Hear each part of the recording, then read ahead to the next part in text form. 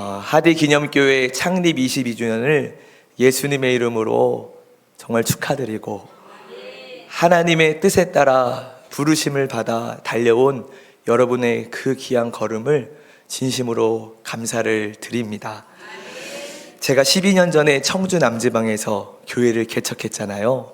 그때 사실 드림교회에 부흥하는 소문을 이미 들었습니다. 그때는 아마 드림교회가 창립 10주년밖에 안 됐을 때인데도 불구하고 예수님의 3대 사역을 실천하면서 저희 청주 남지방에서 놀랍게 부흥하는 교회로 소문이 났습니다. 다음 세대를 가르치는 사역, 그리고 푸드뱅크와 또 지역 주민을 섬기는 치유 사역, 제자 훈련과 전도 축제를 통해 놀랍게 부흥하는 교회로 소문이 났었습니다. 그 귀한 사역을 지금까지 달려오신 우리 성도님들을 다시 한번 격려하며 축하를 드리기를 원합니다. 저희 문영길 목사님께서 제가 개척한 지 바로 그 다음 해에 감리사님이 되셨어요. 그래서 교육자 회의 때 말씀을 전해주셨는데 제가 그때 얼마나 은혜를 많이 받았는지 아직도 그 말씀이 기억납니다. 젊은 사무엘이 온전한 번제를 하나님께 드림으로 하나님이 이스라엘을 위기에서 구원하시는 말씀이었어요. 10년 전에 들은 말씀이 아직도 기억이 나요. 성경이 깊이 또 성도들이 잘 들을 수 있도록 감동적인 말씀을 전하시는 그런 우리 목사님, 또 그 말씀을 늘 들으면서 신앙생활하는 여러분은 복이 많습니다. 정말로 축복을 여러분 받으신 줄로 믿습니다. 그때부터 제가 사실 목사님을 참 존경하고 또 목사님께 배우고 싶은 마음이 있었어요. 이제 감리사님이셨고 무척 바쁘셨는데 교육제를 마치고 막 바쁘게 가셔서 저도 막 불이 나게 가가지고 이제 목사님께 인사를 드렸습니다. 목사님 안녕하세요 인사를 하는데 그때 목사님이 얼마나 눈빛이 번쩍번쩍 거리시고 제가 웃으면서 인사를 했는데 안 웃어주시더라고요. 제가 그래서 쫄았습니다. 우리 목사님 진짜 하늘 같은 선배 목사님이시고 배우고 싶고 흠모하는 마음이 있었는데 감사하게도 목사님께서 작년에 우리 남지방의 후배 목회자들을 위해 설교, 성경적 설교 세미나를 열어주셔서 제가 목마른 사슴처럼 우리 목사님 매주 만나서 너무 큰 은혜를 받고 있습니다. 입을 여실 때마다 목사님 피곤한 모습이신데 입만 여시면 지혜의 말씀이 막 쏟아져 나오는 거예요. 그래서 제가 하나님 저 은사를 제게도 주시옵소서 제가 이제 속으로 기도하면서 그런 은혜를 받고 있습니다. 여러분 성경을 보고 또 기독교 역사를 보면 하나님은 믿음의 사람을 부르셔서 하나님의 뜻을 펼치셨습니다. 문영길 목사님은 그리고 또 우리 하디기념교회 성도님들은 하나님께서 하나님의 뜻을 이루기 위해 부르신 하나님의 사람들이신 줄로 믿습니다. 비록 목사님께서는 그때에 비해 이제 연세가 많이 드셨음에도 불구하고 저를 만날 때마다 노 목사 앞으로 우리 하디기념교회는 이렇게 놀랍게 될 거야 막 꿈을 이야기하실 때마다 눈빛이 초롱초롱 하시고 청년 같으세요. 사실 보통 대부분의 목사님들이 이제 은퇴를 앞두시면 꿈보다는 현실을 더 추구하기가 많은데 우리 목사님께서 하나님이 주신 귀한 사명, 충북 연해에 수백 교회가 있지만 그 어느 교회도 감당할 수 없기에 하나님께서 우리 목사님을 택하시고 우리 하대기념교회를 택하셔서 그 귀한 사명을 맡겨주신 줄로 믿습니다. 여러분 삶으로 가르치는 것만 남는다라는 이야기를 들어보셨나요? 우리 목사님께서 사실 미국에서 내노라 하는 교회에서 목회를 하셨잖아요. 감리교회 수많은 목사님들이 그 교회에서 목회를 하고 싶을 만큼 부러워하는 교회였어요. 근데 목사님께서 하나님의 비전을 붙잡고 그 안정된 목회를 다 내려놓고 청주에 오셨다는 이야기를 들었을 때 저는 정말 충격을 받았습니다. 삶으로 가르치는 것이 남는다고 저도 사실 목사님께서 그 보여주신 그 믿음의 삶을 저도 따라가야 되겠다, 그런 사모하는 마음이 들고 있습니다. 여러분, 한 도시를 대표하는 교회가 세워지는 것도 엄청난 영적 전쟁이 있다고 들었어요. 그런데 하물며 한국 감리교회를 대표하고 한국교회 부흥운동을 일으켰던 하디 선교사를 기념하는 교회, 다음 세대를 세우고 대한민국을 깨우는 교회가 세워지기까지는 정말 엄청난 어려움이 있었을 거라고 생각이 됩니다. 저는 지방의 후배 목사로서 사실 목사님의 삶을 존경하고 또 우리 하디기념교회 성도님들의 그 믿음의 걸음을 굉장히 응원하고 있었습니다. 그래서 작년에 목사님께서 감사하게도 저희 교회에 와서 말씀을 전해주셨고 하디 글로벌 스쿨을 소개해 주셨어요. 그때 저희 큰딸 주아가 초등학교 입학을 한 며칠 안 앞두고 있을 때였어요. 근데 목사님의 이야기를 듣고 제가 순종해서 하디 글로벌 스쿨에 보냈는데 그것이 지금 돌아보면 최고의 선택이었는 줄로 믿습니다. 우리 주아가 얼마나 학교 다니는 것을 행복하게 하고 우리 주원이도 너무너무 행복해요. 지금 주아는 9살밖에 안 됐는데 영어 성경을 줄줄줄줄 암송합니다. 성경을 금방금방 외워요. 보면 우리 주원이는 그냥 읽습니다. 네. 네.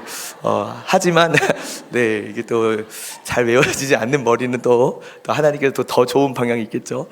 근데 이제 얼마나 사랑을 많이 받는지, 학교에서 형, 누나 모든 사람들 사랑을 받. 제가 이 아이들, 또 이 하디기념교회를 올 때마다 이곳에서도 아이들의 웃음소리, 저곳에서도 아이들의 소리, 정말 하나님께서 다음 세대 대한민국을 이끌어갈 그런 귀한 인물들이 나오는 교회가 바로 하디기념교회이구나. 지난 부활주일날 목사님께서 이것을 네가 믿느냐라는 제목으로 말씀을 전하셨잖아요. 저도 그 설교를 들었습니다. 지금 죽은 나사로가 살아나는 것처럼, 오랫동안 죽어서 마른 뼈다귀가 된 그 뼈들이 살아나는 것처럼 지금 하디기념교회 앞에 있는 큰 산이 있지만 부활의 주님이 함께 하시면 능히 감당할 수 있을 거라고 믿음으로 선포하시는 목사님의 그 설교를 들으면서 정말 응원이 되었습니다. 그리고 제가 어떻게 기도를 했냐면, 하나님, 하디기념교회가 건축할 때 저희 선한목자교회도 건축 헌금을 좀 드리게 해주세요. 제가 어떻게 이런 기도를 했냐면요, 이번 2월 달에 저희 교회에 춘천중앙교회 권호서 원로 목사님이 부흥회를 하러 오셨었어요. 근데 춘천중앙교회 간증을 들려주셨거든요. 춘천중앙교회는 강원도의 모교회고 가장 큰 교회인데 어느 날 본당에 불이 붙은 거예요. 소방차가 오고 별의별 노력을 했어도 불이 번져가는 것을 막을 수 없어서 본당 전체가 불에 다 소실되고 말았습니다. 아무리 큰 교회라도 재정을 모아놓지 않잖아요. 재정이 없잖아요.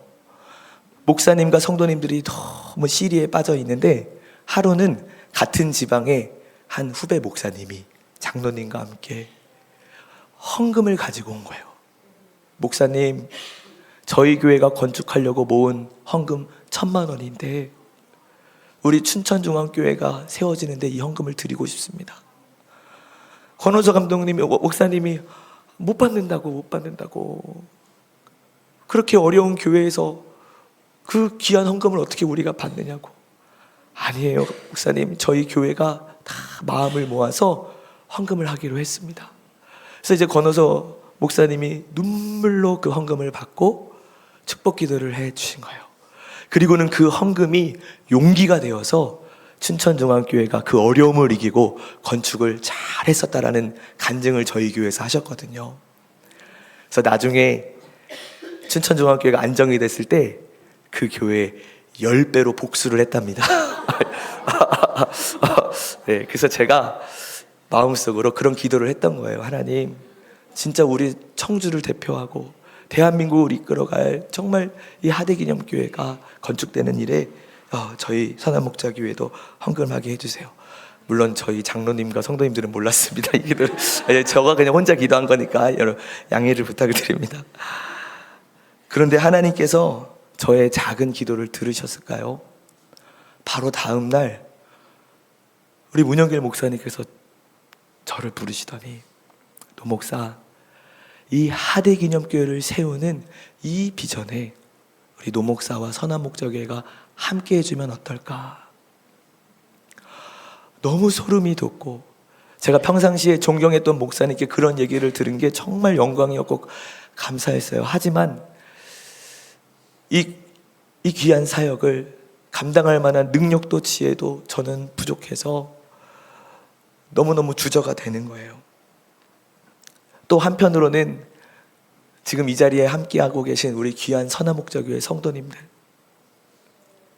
부족한 목사를 믿고 함께 웃고 함께 울으며 그 개척에 어려운 시간들을 함께 했던 우리 성도님들과 행복하게 지금 목회를 하고 있는데 너무 큰 부담이 되고 우리가 과연 감당할 수 있을까?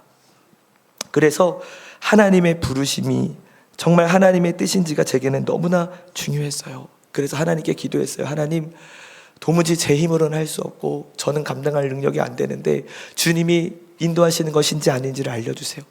말씀도 구하고 표적도 구했었습니다. 그때 제가 이제는 정말 결정을 해야 되는 순간까지 왔을 때 3일 금식을 하면서 주님께 기도를 했는데 하나님께서 제 마음속에 작은 감동을 주셨어요. 그게 무엇이었냐면, 하디기념교회가 세워지는 그 성전터에서 내가 기도를 하게 되면 그게 하나님의 뜻일 수 있겠다, 이런 생각이 들었는데, 제가 3일 금식을 마치고 다음 날이 금요일이었거든요. 근데 금요일 날 성경적인 설교 모임이 있었어요. 원래 성경적 설교 모임은 화요일 날 모입니다. 그런데 그 후배 목사님 중에 한 분이 금요일 날 모이자고 화요일 날 안 된다고 해서 모였고요.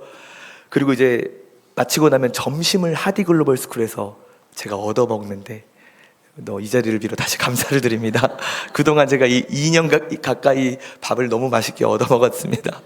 수고하시는 우리 성도님들 너무 감사드리고, 근데 저는 금식한 이후라 그냥 밥 안 먹고 가야 되겠다 했는데, 그날따라 우리 문영일 목사님께서 조금만 먹더라도 먹고 가라고 이렇게 하셔서 제가 순종하는 마음으로 이제 밥을 먹는 등 마는 등 했는데, 우리 박성원 목사님께서 오늘이 하디 학생들이 한 달에 한 번 성전터에 가서 땅밟기 기도를 하는 날이라는 거예요. 그래서 차량 운행을 좀 해줄 수 있냐고. 제가 그때 스타렉스를 타고 왔거든요.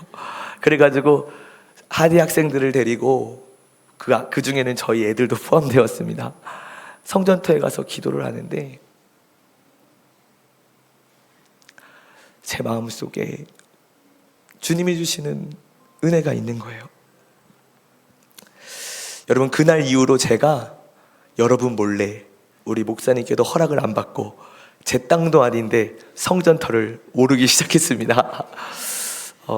아이들을 하디글로벌 스쿨에 보내고 난 다음에 들르기도 하고요. 어떨 때는 저녁 때 올라가서 이제 산에서 잠깐이라도 하나님, 하디기념교회가 세워지게 하시고 하디글로벌 스쿨을 통해 다음 세대 리더들이 양성되게 하시고 하나님 살아계심을 다 드러내는 우리 하디기념교회가 되게 하여 주옵소서.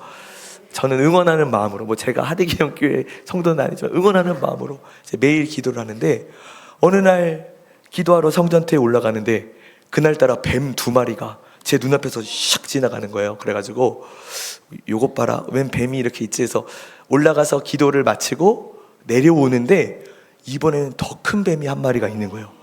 근데 때마침 제 눈앞에 작은 막대기가 하나 보였어요. 볼품없는 막대기였는데 그 막대기를 잡아가지고 뱀을 쫓아가면서 뱀 대가리를 때리려고, 뱀은 대가리를 때려야 된다고 어서 주워들어서 막 쫓아가가지고 다시는 얼씬하지 말라고. 우리 애들도 가끔 올라오는데, 그래서 제가 뱀을 막 쫓아가면서 이놈의 뱀새끼 하면서 제가 죄송합니다, 예쁜 말을 써야 되는데, 네.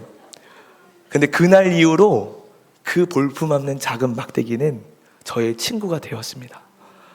성전터에 올라갈 때마다 그 막대기를 잡아요. 그리고 뱀이 나올까봐 이제 앞으로 이렇게 찌르면서 가는 거죠, 이제. 그리고 다시는 뱀이 못 오게 하려고. 또 기도 마치고 내려올 때, 또 이제 거기 언덕이 높잖아요. 그럼 어떨 때는 막대기를 짚고 언덕을 이렇게 올라가서 기도하고, 그리고 기도 마치고 내려올 때는 그 입구에다가 다시 막대기를 내려놔요. 여러분, 그 막대기 제 겁니다. 혹시 탐내는 분들이 있으실까봐. 네, 그 막대기 사실 그보다 더 좋은 막대기들도 옆에 많이 있었어요. 더 튼튼한 막대기도 있었어요. 그런데 볼품없는 작은 막대기이지만 그게 저의 손에 붙들리니까 너무나 유용한 도구가 되더라고요. 하나님께서는 저보다 더 훌륭한 목사님들이 너무 많을 거예요. 저는 정말 평범하고 그리고 부족한 사람인데 하나님께서 이런 막대기 같은 나라도 주님께서 붙잡으셔서 주님 뜻대로 쓰기 원하신다면 순종해야 되겠다. 그리고 배워가야 되겠다. 현실적으로 이것도 부족해요. 저것도 부족해요. 너무나 부족한 게 많지만 주님이 부르신다면 주님이 능력 주셔서 주님의 뜻대로 이루어 가실 줄로 믿습니다. 하나님은 하나님의 뜻대로 저와 여러분을 부르시고 그리고 합력하여 모든 것을 이루어 가시는 줄 믿습니다. 저는 2012년 감리교 신학대학원을 졸업하고 부모님이 계시는 청주에 쉬러 왔다가 부모님이 선교사로 나가시면서 교회를 개척하게 되었는데 그때도 사실 도무지 개척을 꿈꿔본 적도 없고 준비한 적도 없고 저는 총각이 없고 재정도 없고 비전도 없고 그런데 부모님께서 여기서 교회를 개척하는 게 어떻겠냐고 말씀하신 거예요. 제가 매일매일 시편을 한 편씩 읽으면서 기도를 하고 있었는데 그때 시편 63편 1절 말씀을 이렇게 읽는데 그 말씀이 제 마음에 감동이 되었어요. 하나님이여 주는 나의 하나님이시라. 내가 간절히 주를 찾되 물이 없어 마르고 황폐한 땅에서 내 영혼이 주를 갈망하며 내 육체가 주를 앙모하나이다. 5절 골수와 기름진 것을 먹음과 같이 나의 영혼이 만족할 것이라. 나의 입이 기쁜 입술로 주를 찬송하되. 개척을 해야 되느냐 말아야 되느냐 하는 상황에서 이 말씀을 읽으니까 말씀이 막 피부에 와닿는 거예요. 다윗이 광야에서 물도 없고 먹을 것도 없고 그런데 그렇기 때문에 오히려 하나님을 간절히 찾다 보니까 골수와 기름진 것을 먹음같이 만족할 것이라. 다윗이 행복해 보이는 거예요. 도무지 행복한 상황이 아닌데. 그리고 그럼에도 불구하고 저는 개척을 하겠습니다 생각을 못하고 있었는데 다다음 날 시편 65편 말씀을 읽는 순간 하나님의 부르심이라는 사실을 확신했어요. 65편 4절 말씀이었는데요. 주께서 택하시고 가까이 오게 하사 주의 뜰에 살게 하신 사람은 복이 있나이다. 우리가 주의 집 곧 성전의 아름다움으로 만족하리이다. 이 말씀을 읽는 순간 제가 이제 교회를 개척하면 그 상가 2층의 작은 방에서 살아야 되거든요. 하나님께서 나를 성전의 아름다움을 만족하게 하시려고 하시는구나. 그때 저는 사실 성남에 있는 선한목자교회 수련 먹으러 갈 준비를 하고 있었어요. 그런데 하나님께서 이 말씀을 통해 제게 어떤 마음을 주시냐면 성남에 있는 그 선한목자의 교회에 가면 너무너무 좋을 것 같지만 내가 만약에 함께하지 않으면 그 길은 가시밭길이 될 거야. 그런데 만약에 지금 개척하는 이 길이 험난해 보이고 광야 같고 아무것도 없어 보여도 내가 너와 함께하면 너는 성전의 아름다움으로 만족하게 될 거야. 그런 마음이 제게 그런 마음이 드는 거예요. 그래서 제가 하나님의 부르심에 확신하게 되어 선한목자 감리교회로 개척을 했습니다. 그게 벌써 12년 전의 일이에요. 여러분, 하나님의 뜻대로 부르심을 입은 그 삶이 저는 앞으로 꽃길이 펼쳐지고 하나님이 하라고 해서 순종했으니까 교회가 막 부흥되고 그럴 줄 알았는데 준비 없이 시작된 목회는 정말 만만치 않았습니다. 어떻게 설교를 해야 되는지 목양을 해야 되는지 아무것도 아는 것이 없었어요. 여러분, 우리는 때로 하나님의 부르심을 받아 순종의 걸음을 걷지만 흔들릴 때가 많이 있습니다. 저도 교회를 개척하고 많이 흔들렸어요. 내가 하나님의 인도를 잘 받은 게 맞는가? 시간이 지나면서 점점 교회가 어려워지는 거예요. 월세도 내지 못할 정도로. 사례비는 당연히 받을 수가 없고. 그때 저보다 12살 어린 제 동생이랑 같이 살면서 제가 개척 목회를 하고 있었는데 그때 16살이었거든요. 제 동생이 사춘기인데 제가 보니까 지금 표정이 안 좋아요. 그래서 사실 그때까지는 제가 누구에게 도와달라는 말을 한 번도 못했어요. 부끄럽기도 하고 그게 믿음이도 아닌 것 같기도 하고, 제 친구, 서울에서 부교육자 사역을 하는 친구 목사에게 전화를 걸어서 누구누구야, 묻지 말고 3만 원만 보내. 근데 그 친구가 진짜 묻지도 않고 3만 원을 보내줬어요. 그래가지고 제가 동생이랑 고기 뷔페에 가가지고 얼마나 신나게 고기를 먹었는지. 여러분, 저는 교회가 부흥되고 생활이 안정되기를 바랬지만 하나님의 뜻은 어려움 중에도 어렵기 때문에 제가 기도하는 목사가 되기를 원하셨더라고요. 경제적인 어려움이 오히려 합력하여 하나님 앞에 더 기도하는, 다른 길이 없으니까 주님 앞에 더 기도하는 그런 은혜. 비록 시간은 걸렸지만 뒤를 돌아보니 하나님은 저의 기도에 다 응답해 주셨어요. 아직 응답해 주시지 않은 것들 주님의 때에 아름답게 응답해 주실 줄로 믿습니다. 개척 목회를 하면서 가장 힘들었던 것 중에 하나는 텅 빈 예배당을 마주하는 일이었어요. 홀로 예배드린 날이 많았던 것 같아요. 수 예배를 드리는데 성도님이 없으니까 찬양을 부르면서 멀리 멀리 갔더니 계속 입구만 쳐다봐요. 멀리 오시나 안 오시나, 찬양을 오실 때까지 또 기다리는, 그 다음 찬양을 또 부르는 거예요. 한 영혼 한 영혼이 너무 소중한 거예요. 만삭인 저희 아내를 데리고 이제 교회 앞에 전도를 하러 갔는데, 그때 할머니 한 분이 손주의 손을 잡고 바쁘게 걸어가고 있더라고요. 그래서 제가 용기를 내서 성도가 없으니까 전도하려고 할머니를 찾아, 할머니 예수 믿으세요. 근데 너무 감사하게 그 할머니가 예수를 믿으시고 세례를 받으시고 우리 교회 첫 세례 성도가 되셨고 저희 교회 첫 권사님이 되셨어요. 우리 그 김선자 권사님을 통해 아들, 며느리 세례받고 딸도 세례받고 손주들에서 8명이 세례를 받았어요. 정말 한 영혼 한 영혼 정말 소중하게 하는 그런 훈련을 하나님의 은혜로 허락해 주셨던 것 같아요. 여러분, 하나님이 우리를 부르셨다면 우리에게 일어나는 여러 가지 크고 작은 어려움도 궁극적으로는 하나님의 선을 이루게 될 줄로 믿습니다. 여러분, 하나님을 사랑하시나요? 여러분, 대답하지 않아도 다 알고 있어요. 오늘 이 자리에 계신 분들은 하나님을 사랑하고 계셔요.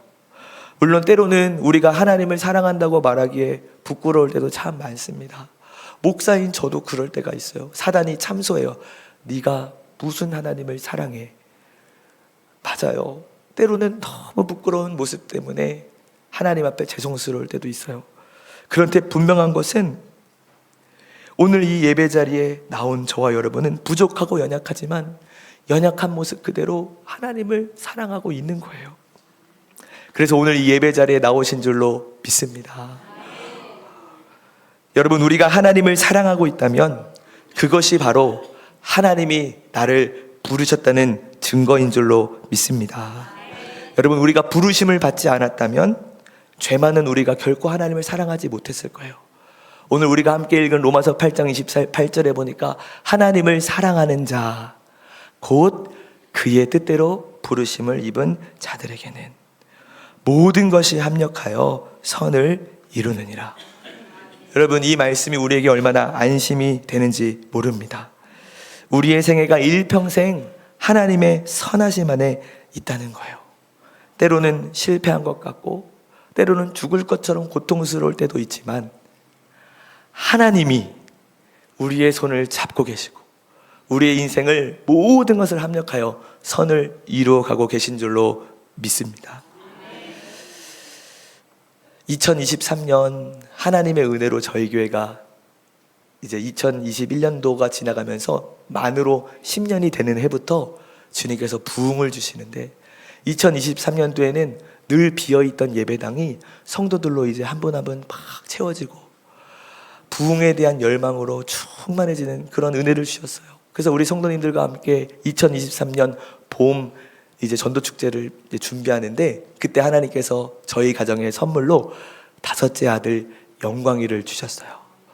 근데 이 영광이가 안타깝게도 심장의 기형을 가지고 태어난 거예요. 서울대학병원에 갔더니 좌심방, 우심실, 자심실, 자심방 이 연결하는 중요한 선이 거꾸로 연결되어 있어서 수술을 해야 된대요. 근데 그 수술이 난이도가 굉장히 높다는 거예요. 하지만 서울대학병원은 그 수술에 대한 경험이 많아서 건강하게 회복된 아이들이 많다 그랬어요.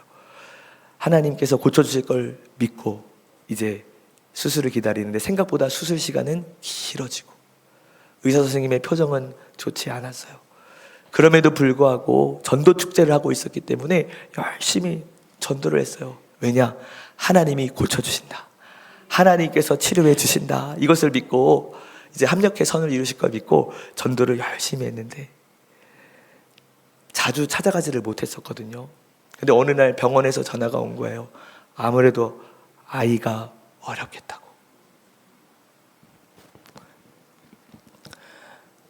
아이가 아팠기 때문에 더 열심히 기도했고 더 열심히 전도했던 것 같아요. 어느 때보다 정말 많은 성도님들이 전도 축제 때 오셔서 전도 축제는 대성공을 했지만 저는 그 소식을 듣는 순간 모든 것을 다 내려놓고 매일매일 서울대학병원으로 영광이를 만나러 갔어요. 우리 아내와 함께 새벽 예배를 마치고 3시간이 넘는 길을 달려가서 면회하면서 아이랑 같이 예배를 드리고 하나님 우리 영광이를 좀 고쳐주세요. 병상에서 세례도 주고요. 근데 감사하게도 저희가 매일매일 가니까 아이 상태가 좋아지는 거예요. 그래서 선생님과 간호사님이 엄마 아빠를 얘가 알아보나 보더라고. 그런데 또 좋아졌다가 나빠졌다가 좋아졌다가 나빠졌다가. 그러니까 우리 온 성도님들도 저녁마다 너무 지금 생각해도 감사해요. 목사님의 아들이 아프니까 같이 눈물로 기도해주고. 근데 이제 더 이상 가망이 없다는 이야기를 들었을 때 부탁을 드렸어요. 우리 아이를 좀 안아봐도 되겠냐고. 사실 영광이가 중환자실에 누워있고 호수를 많이 차고 있으니까 한 번도 제대로 안아줘 본 적이 없었거든요. 그래서 이 아이를 이렇게 품에 안는 순간 얼마나 미안한지. 연약한 몸을 이끌고 그 추운 병상에서 이 7개월이라는 긴 시간 동안 질병과 싸운 이 아이가 고맙고 너무 미안해서 많이 울었어요. 포기가 안 되는 거예요. 하나님 고쳐주세요. 전능하신 하나님 죽은 나사로도 살리실 수 있잖아요. 청주로 내려오는 길에 계속 하나님께 하나님 이 아이만 살려주시면 제가 생명을 바쳐 주의 일을 할게요. 근데 갑자기 제가 하나님 이 아이를 고쳐주셔서 이 아이가 나중에 하나님의 큰 일을 하게 해주세요 기도하는데 제 마음에 한 번도 생각하지 못했던 감동이 어떤 생각이 올라오냐면 영광이는 이미 큰 일을 하고 있어. 이미 너무나 큰 일을 하고 있어. 그런데 돌아보니까 정말 그게 맞더라고요. 연약한 몸을 가지고 질병과 싸우면서 오랫동안 버텨주었고 그 결과 저와 저희 아내가 더욱 생명을 걸고 기도하는 목회자가 되게 하셨고 우리 성도님들도 교회 저녁마다 모여 기도하고 선교사님들도 선교 현장에서 우리 교회를 위해서 기도해 주시고 비록 그 아이는 얼마 지나지 않아 천국에 갔지만 이 아이를 통해 저와 저희 아내가 하나님의 사람으로 거듭나는 은혜가 있었습니다. 제 안에 숨겨져 있던 죄악들도 주님이 다 회개하게 하시고 더욱이 천국, 우리 사랑하는 아이가 있는 그 천국을 너무나 소망하는 그런 저희 부부가 되게 해 주셨어요. 여러분